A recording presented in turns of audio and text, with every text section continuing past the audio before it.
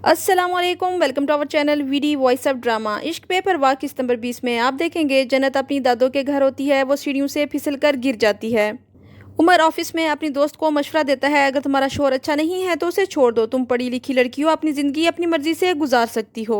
राहिला को दोबारा पेट में शदीद दर्द होता है, वो परेशान हो जाती है। इधर दादो जन्नत को डॉक्टर के पास लेकर जाती है तो डॉक्टर कहती है इसे कंप्लीट बेड रेस्ट की ज़रूरत है।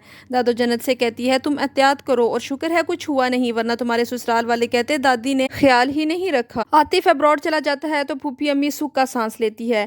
राहिला दुखी होती है तो जन्नत उसे हौसला देती है कि अब आप अपने पोते पोतियों के साथ दिल बहलाया करना। फिर वो डॉक्टर के पास जाती है तो डॉक्टर कहती है कि आप टेस्ट करवाएं और रिपोर्ट लेकर अपने बेटों के साथ आना। राहिला कहती है कोई खतरे की बात तो नहीं, तो डॉक्टर कहती है रिपोर्ट के बाद ही पता चलेगा। उमर कुछ ढूंढ रहा होता है तो उसे जन्नत की फाइल मिलती है। वो पूछता है ये क्या है, तो जन्नत बताती है मैं ऐसे दादों के घर गिर गई थी। तो उमर बहुत गुस्सा होता है कि इतना कुछ हो गया और तुमने मुझे बताना भी गवारा नहीं किया, मैं तुम्हारा शोहर हूँ, तुम्हारी इन बेवकूफ़ियों से मैं तंग आ गया हूँ। तो जन्नत कहती है ऐसी कोई खतरे वाली बात नहीं थी, मैं आपको परेशान नहीं करना चाहती थी। उमर गुस्से से ऑफिस चला जाता है और कहता है इस कमरे से बाहर मत निकलना। लेकिन फूफी अम्मी उसे कहती है जाकर खाना बनाओ, आज दिन और रात का खाना तुमने बनाना है क्योंकि काम वाली अब नहीं आएगी। राहिला अपनी बीमारी को लेकर और डॉक्टर की बात सुनकर परेशान हो जाती है। वो किरण से मिलने जाती है। किरण उसका दिल बहलाने के लिए बाहर लेकर जाती है और बच्चे की शॉपिंग करवाती है।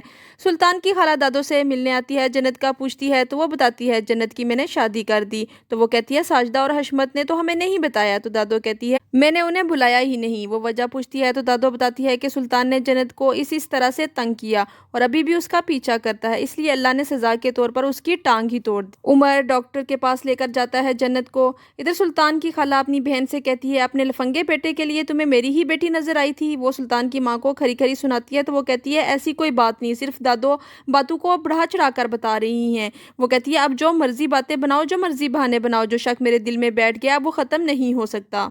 जन्नत की डॉक्टर उसे बताती है कि इतनी भी कोई मामूली बात नहीं, आपको अपना ख्याल रखना पड़ेगा और मुकम्मल बेड रेस्ट करें। उमर भी उसको समझाता है अब तुम बच्ची नहीं रही, समझदारी से काम लो।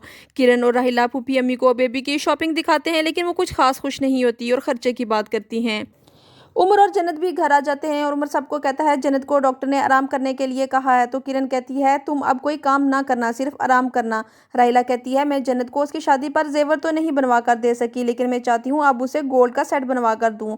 तुम हर महीने मुझे कुछ पैसे दिया करो, मैं जमा करके इसके लिए गोल्ड का सेट बनवाऊंगी। तो उमर कहता है ठीक है।